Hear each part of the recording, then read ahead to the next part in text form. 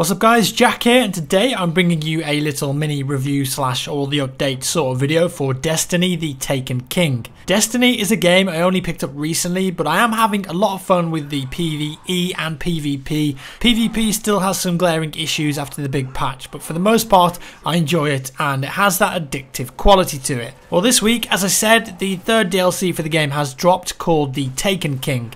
I played through all of the new story missions today and I'm happy to report that they are a lot better than what's been before. The new missions are actually pretty good. They're varied, they look gorgeous, contain new mechanics and new enemies, and they're generally a blast to play through with friends, a lot less grindy than previous story missions. Plus we get to hear a lot more from Nolan Bot, Cayde and Eris, fleshing them out as actual characters rather than occasional voices in your ear. Obviously we get the Taken King raid this Friday too, and apparently that's the biggest, baddest raid created in the game to date, and it contains some sort of epic twist, so the developers say. And with the Taken King, we enter into the second year of Destiny, so alongside the DLC, we've had a massive update that changes all sorts of elements in the game in one way or another. The UI has been improved, as well as changes to a significant amount of weapons and weapon types. Even the level cap and light system has been overhauled. I'm going to take you through some of the main changes you can expect as either a new player picking up Destiny for the first time, or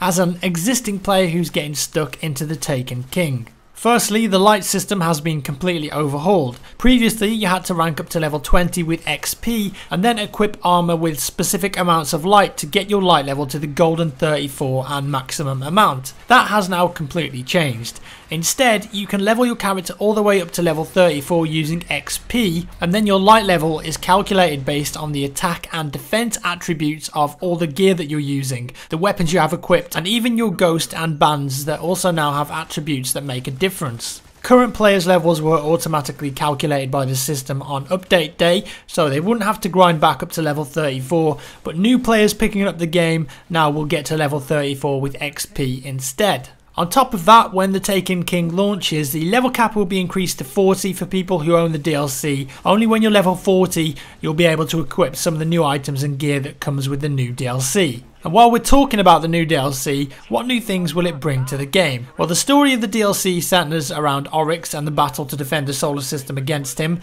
In case you didn't know, Oryx is the father of Crota, who himself is the end boss of the raid, Crota's End, which was brought in with the Dark Below DLC. Now, as you might work out from the name, Crota was killed and, well, his dad ain't too happy about it. We'll have new story missions as well as side quests that all fit in with the narrative of the story, new exotic weapons, armor and quest lines, which I'll explain in a little bit. There's a brand new destination called the Dreadnought with tons to explore as well as new enemies. The Dreadnought's kind of creepy, can be quite scary at times. New PvP maps and a new PvP game mode called Rift. Essentially, there's a spark in the middle of the map that players must grab and take to the enemy's base to score a point. It's fast, it's hectic, and it's pretty fun.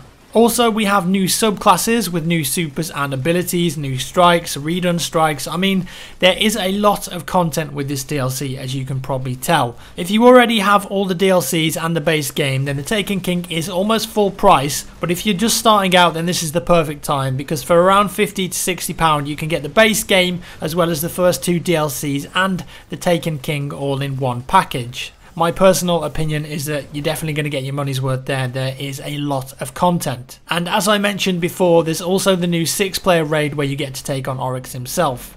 Also, some good news for new players picking up the Taken King package. If you pick up this version and you're wanting to play with friends straight away, you'll be able to do that because you're going to have an option to rank a character straight up to level 25. Of course, you're still not going to have the gear and weapons people who have been playing the game for a long time will have, but at least it's something that's going to help get you started. So back to the update itself and quests. A quest tab has been added with the latest update, and here you can take on quests and also view your bounties. You can now also track them. Select up to 4 quests or bounties, and when you bring up your ghost in game, it will show your progress to the current quest or bounty. You can also hold up to 16 bounties at a time, and even better, you can turn bounties in from this screen without having to go back to the tower anymore. Thank God for that. There are so many other changes, including lots of weapon balance tweaks that I won't cover here. Also, for example, cinematics can now be skipped in the story mode, and a new mercy rule has been added to the Crucible to end blowout games early if your team is being crushed. Armor materials are no longer class specific, but instead are now a unified item. Even vault space has been increased as well, doubled in fact for weapons and armor. You also no longer have to wear a faction band to earn reputation for a specific faction. You can just go to that faction representative in the tower and pledge allegiance to them. You'll then earn reputation towards that faction as well as earning Vanguard and Crucible rep.